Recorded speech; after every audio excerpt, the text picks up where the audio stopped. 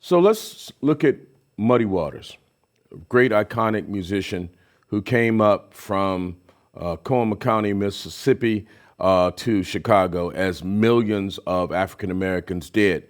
Muddy Waters was born in 1915 back in Rolling Fork, Mississippi, right? And he came up listening to some pretty important musicians and working with some pretty important musicians.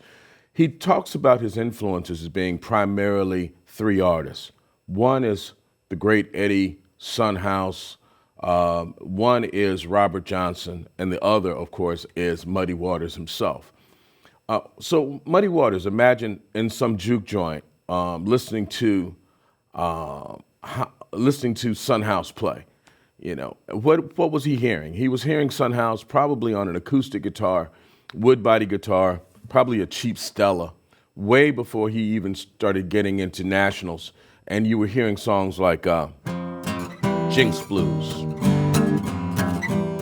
I can't tell my future, Lord. I can't tell my past. Or I woke up this morning with jinx around,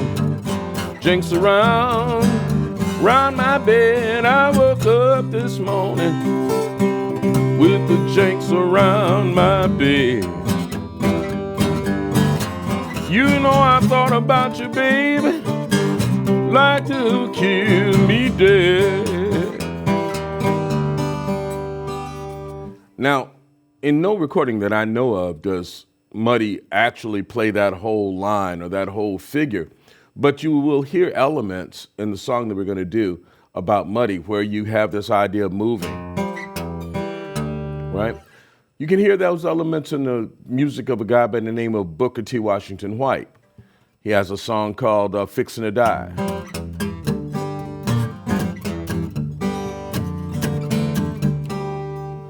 But another big influence on Muddy Waters was the way that Sunhouse would utilize a slide, because Sunhouse was a slide player. So sometimes you'll hear, and a lot of Muddy's slide work is based on things that you heard from Robert Johnson, who was a generation younger than Sunhouse, and reworked songs like Sunhouse's Jinx Blues into songs like Walkin' Blues. I woke up this morning feeling round for my shoes. By that you know I had them mean old walking blues. I woke up this morning feeling round for my shoes. By that you know I had them mean old walking blues. Now I hope to get into more specifics of that sound, which I kind of call the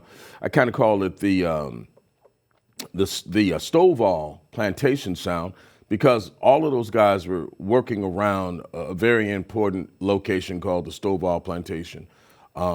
Charlie Patton, Sunhouse, Robert Johnson, Willie Brown, all those guys were kind of from the same musical family. But when you listen to Muddy Waters, you can hear elements of both Robert Johnson and Sunhouse, and then of course his own innovation in the music. You take that music from that little corner of Mississippi, in the northwestern part of Mississippi, and you go straight north up Highway 61, and you end up in Chicago. And in Chicago, the acoustic guitar just doesn't cut it. Even a resonator guitar isn't loud enough. So before you know it, these guys are buying arch tops, cheap arch tops, and putting D-Armand pickups on it and playing it through amplifiers. Eventually, even that sound gives way to the sound of the Stratocaster and the Telecaster and the Les Paul. But when you listen to this early primal blues coming out of Chicago, you hear the sound and the influence of Mississippi Delta blues in its playing. So that's why I call this the Muddy's House of Johnson, because you have House and Johnson and some other probably pretty important influences in there too. But when we get into the music of Muddy Waters, listen to see if you hear the elements of Robert Johnson and Sunhouse.